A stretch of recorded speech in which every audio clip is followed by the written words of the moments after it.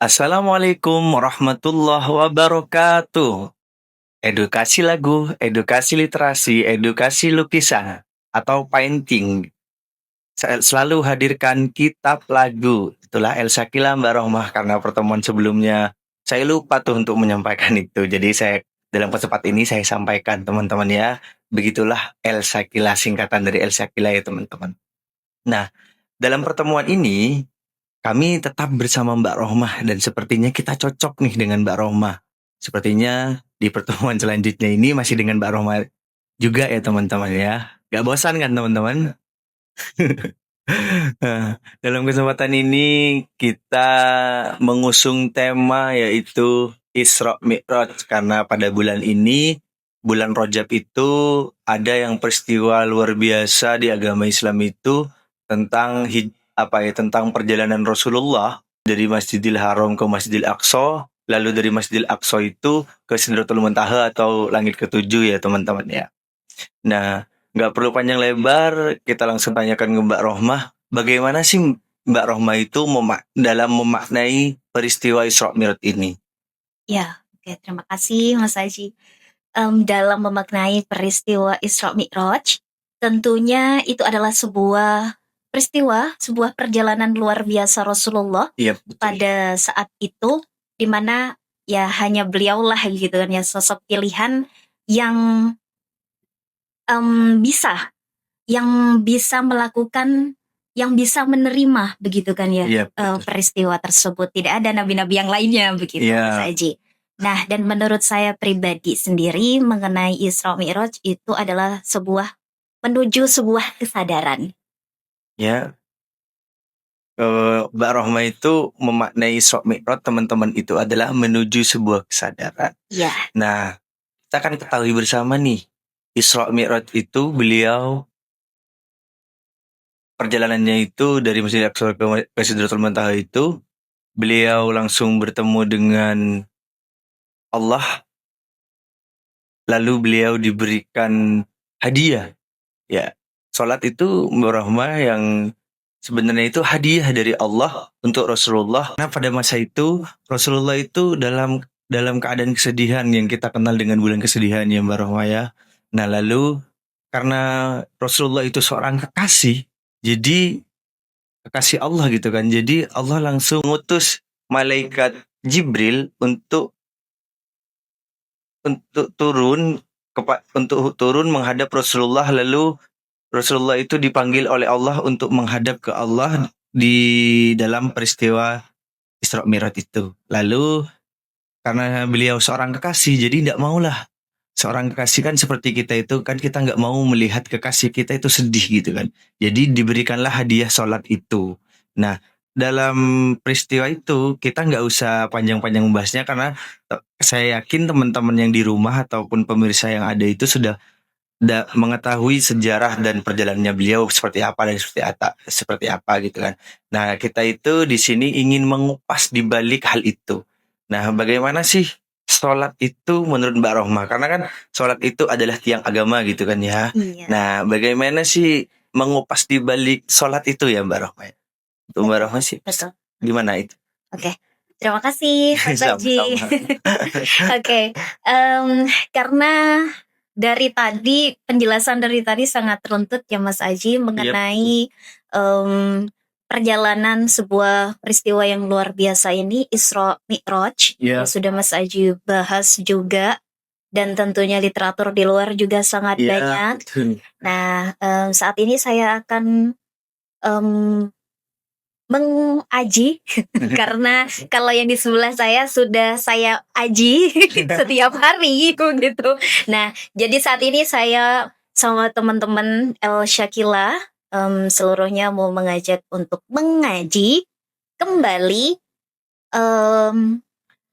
kegiatan yang bersinggungan di keseharian kita, akan tetapi itu jarang untuk diaji Iya, gitu. Nah, betul. sholat Ya. ya Mas Aji. Oke, tentang sholat.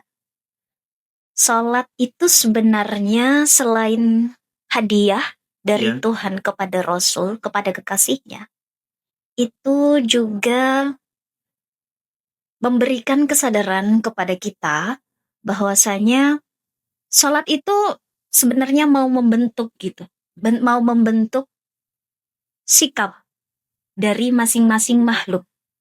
Iya. Iya, sebuah bentuk kesadaran gitu pada akhirnya. Nah, jangan lupa juga bahwasanya kita juga diberikan keistimewaan sebenarnya bahwa di dalam diri kita itu mewariskan yang namanya elemen-elemen yang ada di alam. Elemen apa aja? Dan ternyata itu ada di sholat loh teman-teman. Apa aja itu elemen-elemen? Oke, mari kita aji. Elemen yang pertama, elemen api. Saat kita melakukan takbiratul ihram. Allahu Akbar, takbiratul ihram. Elemen api, sebagaimana api, sifat api yang selalu ingin ke atas gitu kan ya. Yang tidak ingin padam. Sebagaimana diciptakannya iblis, diciptakannya jin, mereka tidak mau mengakui bahwasanya Adam itu lebih mulia darinya. Iya. Ya, itu gerakan yang pertama. Nah, lalu yang kedua ada ruku, Mas Haji. Ruku itu menyimbolkan angin. Demi yang memanggil hujan, sebagaimana sifat angin. Hujan pun turun, tidak tebang pilih kepada siapapun makhluk Tuhan itu. Baik ia yang bersifat baik, ia yang bersifat buruk, mungkin ya. Agama apapun begitu. Iya. Nah, itu. Tidak tebang pilih. Nah, yang ketiga itu adalah saat gerakan sujud. Ya, Allahu Akbar. Nah, ini simbol air, gerakan sujud. Di mana gerakan sujud ini ada min asari sujud. Nah, di sini nih sebelum saya lanjut mengenai simbol ini, mari kita dengarkan bersama-sama lagu Bekas Bukan Sembarang Bekas, ciptaan Hud Mustafa Kamal. Kita dengarkan sama-sama ya teman-teman ya. Kita kaji bersama, kita resapi bersama.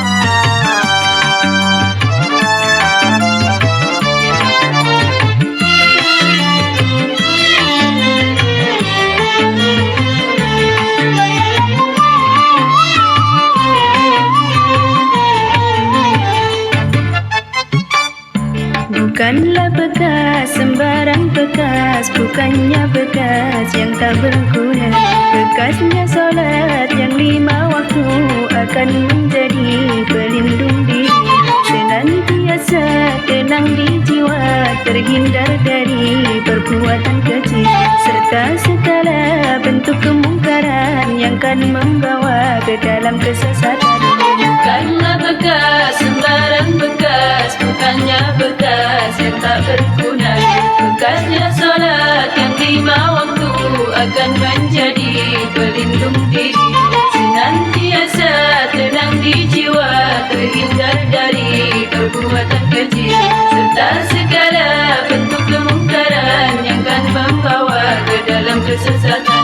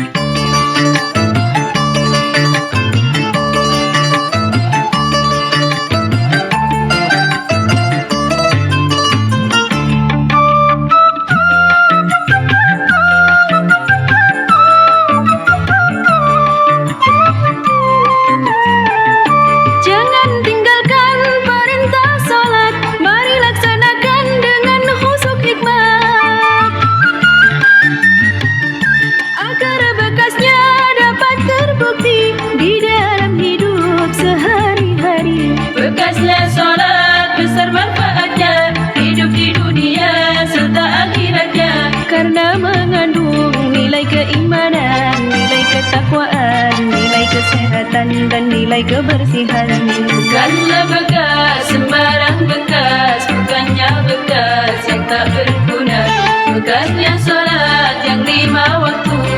akan menjadi pelindung diri. Senantiasa tenang di jiwa, terhindar dari perbuatan keji, serta segala bentuk kemungkaran yang akan membawa ke dalam kesesatan. Terima kasih, lagu yang sangat luar biasa ya teman-teman ya. Tuh. Lagu itu yang dipopulerkan oleh Orkes Qasida Nasidaria ya Mbak Roma, yang Iya. lagunya itu diciptakan oleh Hud Mustafa Kamal. Betul. Nah, di dalam lagu itu saya berusaha mendengar itu sangat luar biasa gitu kan. Ada bukan hanya sembarang bekas itu, tapi bekas yang dimana itu menghindarkan kita dalam berkelakuan yang tidak baik gitu, atau berkelakuan keji gitu yang di dalam lagu itu, dan memiliki nilai kesehatan, nilai keberkahan, dan bagaimana menghapus dari segala hal yang kurang baik dalam diri itu dengan sholat itu, Mbak Roma. Ya, menurut Mbak Roma gimana? Apa yang Iya. bener nih apa yang saya sampaikan gitu? Betul, betul Mas Aji. Siapapun yang membaca dari judulnya pun gitu kan ya, bekas bukan sembarang bekas. Ini adalah sebuah metafor nih. Kalau di kesusastraan begitu, ini adalah sebuah majas yang metafora, bahwasanya sebenarnya apa sih dibalik bekas bukan sembarang bekas ini? Ternyata bekas sujud Iya, yang dan begitu istimewa dan mengandung nilai keimanan, nilai ketakwaan, nilai kebersihan, dan nilai kesehatan. Nah, perlu kita tahu bahwasanya itu sudah diteliti ya oleh para ilmuwan. Pengaruh dari sujud itu sangat luar biasa begitu untuk kesehatan gitu. iya, Apalagi kita yang sebagai umat begitu kan ya, yang setiap harinya melakukan kegiatan-kegiatan tersebut.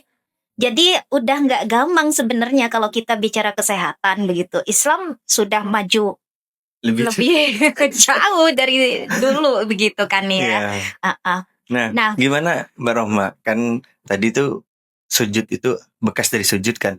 Nah, kan Mbak Rohma juga tadi menyampaikan bahwa elemen dari sujud itu ialah air.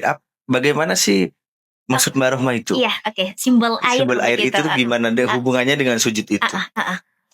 Sebagaimana sifat air, Mas Aji. Sifat air dimanapun ia berada, ia akan menyelesaikan tugas tersebut.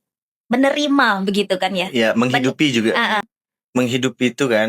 Iya, betul. Menghidupi. Misal air itu diutus begitu kan ya di Iya. sebuah tempat di kalau bahasanya comberan begitu. Iya. Di comberan. Apakah itu akan menyelesaikan tugasnya si air? Tentu. Iya, Karena di comberan juga ada makhluk-makhluk mikro begitu, mikro mini. Ada cacing di situ yang harus hidup. Ada hewan-hewan melata kecil yang harus hidup di situ. Begitu. Dan misal juga air saat ditempatkan di tempat-tempat di sebuah wadah yang berlumut, begitu kan ya, sepertinya tidak elok begitu dipandang, tapi air tetap menyelesaikannya dengan misinya gitu, menghidupi. Sekali lagi, air menghidupi. Manapun dia berada, dia tetap menyelesaikan tugasnya karena sifat air itu ialah menghidupi. Nah, selanjutnya kan ada itu Mbak Roma, setelah sujud itu ada duduk di antara dua sujud atau iftiros itu gimana? Iftiros itu Mbak Roma menggambarkan. Kalau iftiros saya menyimpulkan bahwasanya sebagaimana kita berasal dari tanah. Iya. Ya. Sifat tanah adalah memberikan 2 kali lipat dari pemberian. Iya. Pada saat tanah itu mau dibagaimanapun begitu kan ya. Saat tanah ini rata, contohnya nih di ladang, di sawah begitu kan ya. Petani ingin menggemburkan, bagaimana caranya? Dibajak lah gitu. Dibajak begitu kan ya, dibajak. Peristiwa-peristiwa hilirisasi mungkin ya juga. Saat tanah di bagaimanapun dan saat kita di bagaimanapun, ya kita menerima. Seharusnya begitu. Ya, simbolnya begitu. Dan pada saat diberikan sebuah benih begitu kan ya, tanah mengeluarkan 2 kali lipat dari benih itu. Misal ditanamkannya benih padi, ia menumbuhkan padi yang pada akhirnya bisa mengenyangkan perut kita. Iya.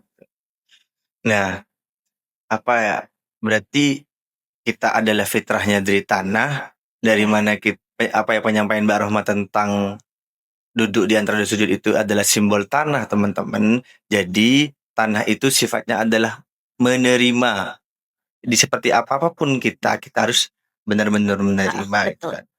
Berarti sholat itu sangat luar biasa korelasinya dengan kehidupan kita ya teman-teman ya. Berarti memang betul bahwasannya sholat itu bukanlah kepentingan yang tidak hanya seperti itu saja, tapi kepentingannya adalah kebutuhan dari kita sendiri.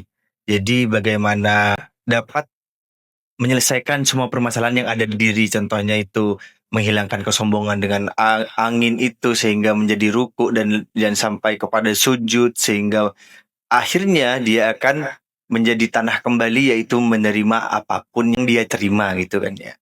Diperlakukan seperti apapun dia akan tetap menerima. Nah, misal pun teman-teman sedang bertemu dengan orang yang ya ingin menunjukkan keakuan diri, kekuatan dirinya begitu ya. Iya. Jadi teman-teman tidak usah terlalu sibuk untuk terlalu sibuk untuk menyadarkan ya.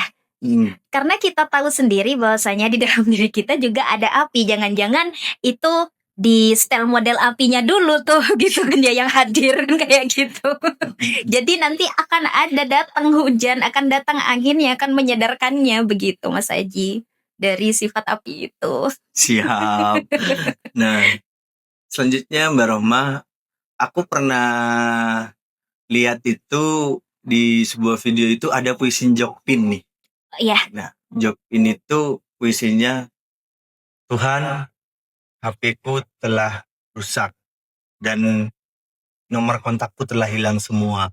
Yang ada hanya nomormu Tuhan gitu kan. Itu Mbak Rohmah pernah dengar itu? Pernah. Nah, Judulnya itu kalau tidak salah Mas Aji, iya. itu adalah doa manusia yang 24 jam berkantor di ponselnya. Oh, gimana? Di balik itu, diisi di balik itu gimana, Mbak? Isi di balik itu adalah manusia ini pada saat itu di posisi terjepit ya, di posisi alam tidak berpihak kepadanya ya, gempa ya, pada saat gempa dan ya kebingungan nomor siapa sih gitu kan ya yang harus aku hubungi begitu. Sedangkan sedangkan telepon genggamnya sudah hancur dirusak gempa gitu. Dan ternyata yang tersisa hanyalah nomor Tuhan. Tuhan pun menjawab, ya nomor yang jarang kau hubungi katanya. Dan Mas Aji tahu nggak nomornya? Iya, berapa nomornya Tuhan itu? Nomornya Tuhan pengen tahu. Nah, mari kita dengarkan. Silakan kontak 24434. Ini lagu istimewa juga yang diciptakan oleh Bud Mustafa Kapal. Mari kita dengarkannya teman-teman.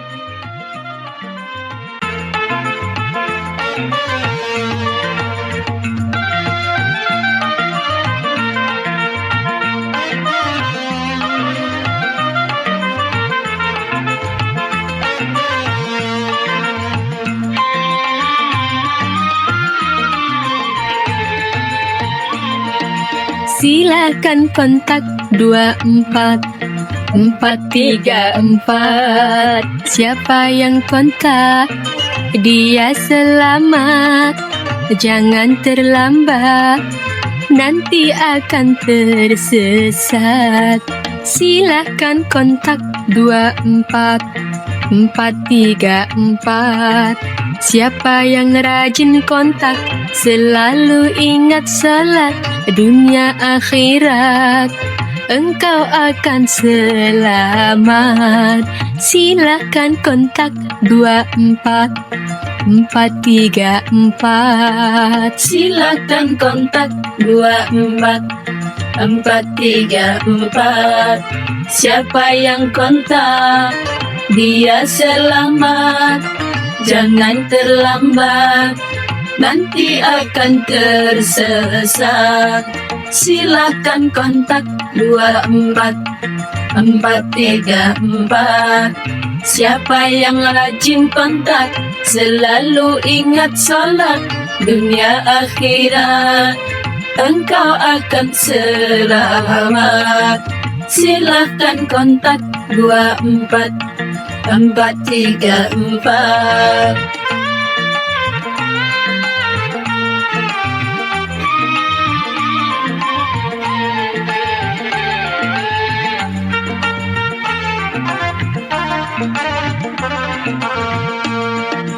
Dua rakaat di pagi hari, badan menjadi sehat, membuka pintu rizki.